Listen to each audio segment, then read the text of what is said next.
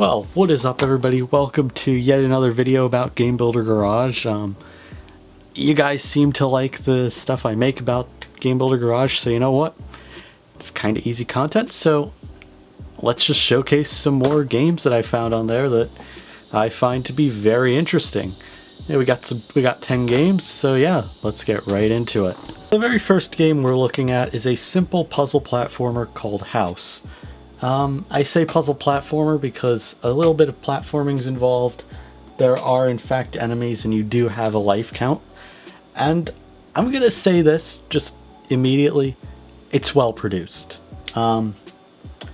It's got a very simple premise. You know, you're trapped in some kind of like haunted house where, you know, you have like basic haunted house things, you know, rats, bats, ghosts and other things, you know. But basically, you just collect some keys and make your way out of there. It's a very interesting little game, and I'm just going to have to give that a nice 10 out of 10. So the next game on my kind of list, I guess, is Super Garage Maker version 2, of course, because version 1, I don't know. But this is the more popular one. But anyway, very interesting game. It's a cross between Game Builder Garage and Mario Maker because, well, I mean, it was created in Game Builder Garage and, you know, and it has elements from Mario Maker. Much like a lot of the other games that I'm featuring today, this one is literally kind of one of those that really exploits Game Builder Garage to its fullest and just makes use of it kind of, you know, it exploits it to the point where it can be actually make a very interesting functional game. That being said, however, there are a few issues with that I've noticed with some things. On my first attempts, in fact, I believe I had this early in the recording that I made of it, I didn't recognize the fact that where the game actually starts up is, which is like in the dead center of the map, is not where you will start if you actually try and play the level. Another issue I have noted with that game is the fact that for some reason the player, like, if the player dies because they're using the stock Game Builder Garage physics thing where it handles destructible stuff, you know, all that, if you've ever developed a game on Game Builder Garage, you know. But yeah, if you die, it fully restarts the game, meaning you have to rebuild your level. So basically, if you fail on the level test, you won't be able to see your level again. That being said, however, it's pretty good, so I'm gonna give that a nice 7 out of 10. It's okay-ish. So the next game we're gonna be looking at here is a recreation of, I believe, a Paper Mario world / level thing. It's Paper Mario Way to Toad Town, and from what I've played, it's pretty good. As someone who has a garbage capture card and can't get it good, I didn't struggle as much on the recordings in the platforming sections as I normally do on a lot of these games. That is one of the biggest things there. From what I've played, it's pretty good, actually. You can actually interact with the Toads, you can interact with Luigi, you have all the...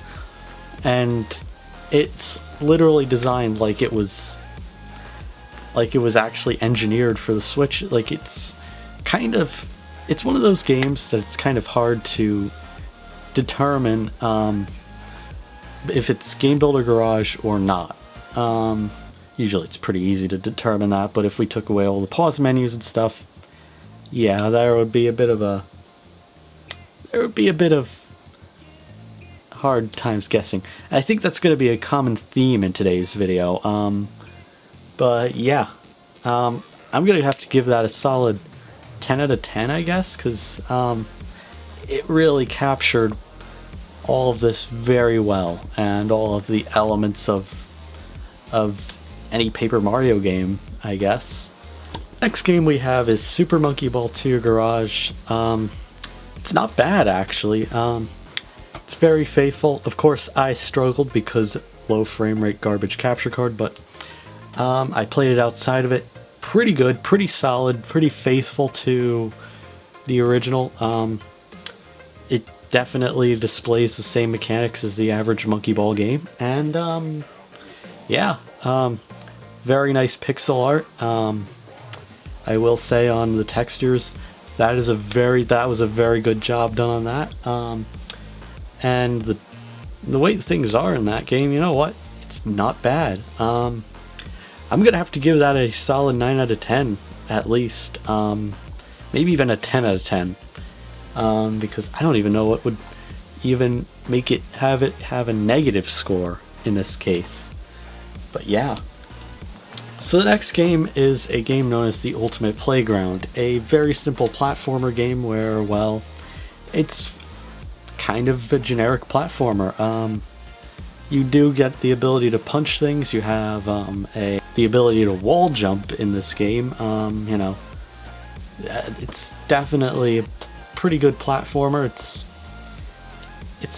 pretty basic though. I will have to give that about an 8 out of 10. It's not. There are some improvements that can be made, but I understand that it's still under construction, so that score can improve as time goes onwards. And so the next game is probably one that I should have reviewed in the first video. It's a very good game. It's Nintendogs Garage, which is, as the name would suggest, a Nintendogs style game, but in Game Builder Garage. It's actually pretty good. This is like a literal classic in Game Builder Garage, for I think obvious reasons. Also, it's one of those games that's in 2 languages actually. As you may have noticed, it's both in English and Japanese. So you know, that's a thing. But yeah, it's not half bad. I'm gonna say it's a very simple game, and I'm gonna give this a nice 9.5 out of 10. There are a couple areas that could be improved, preferably in terms of controls. I did kind of have a hard time dealing with actually dealing with the dog, and I've noticed from some actual streamers who have actually played the game, they were able to get the dog to actually glitch out for some reason. So, you know, but you know what? That shouldn't really be taking away from the point, but you know what?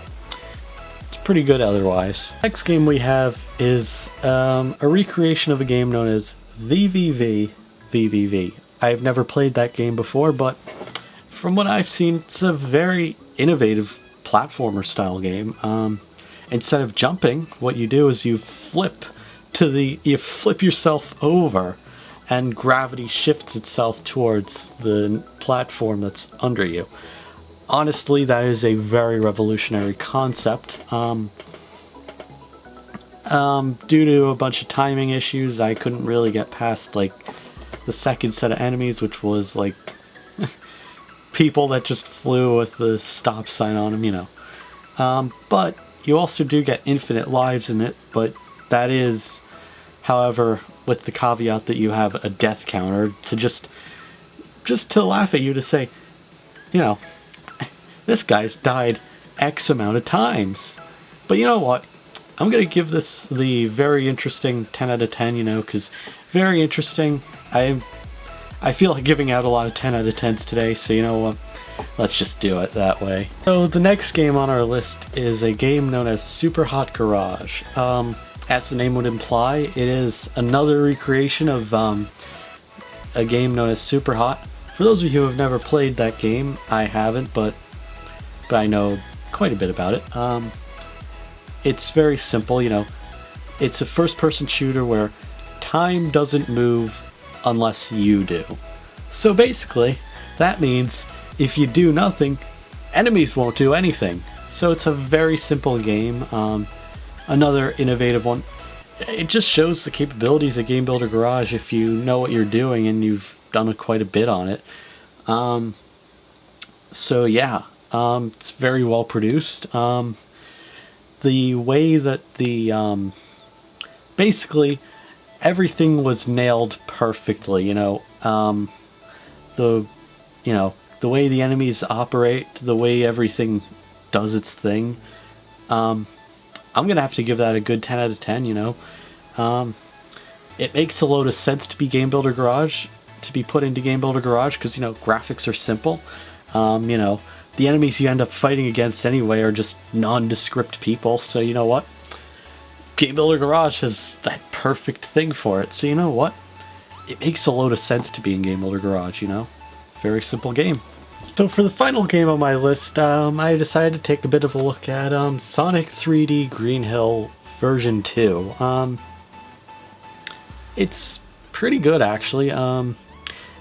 It's definitely not a game that's designed for slow and low frame rate capture cards, of course, because it's a recreation of a Sonic game, of course. So Sonic is moving pretty fast in a game like this. That being said, even though the controls are very well marked, one of the weird things I've noted is that it does have the Sonic balance on it, which is okay, I guess. Bit weird as to what it does though, because it's like you touch it and it does the thing where it just blasts other Sonic balls to existence, and it's kind of a bit of a weird thing to know. And it's like is it like a power-up where you control something, it moves real fast? And my assumption is it is something along those lines, but you know what? I'm gonna have to give this a nice 8.5 out of 10.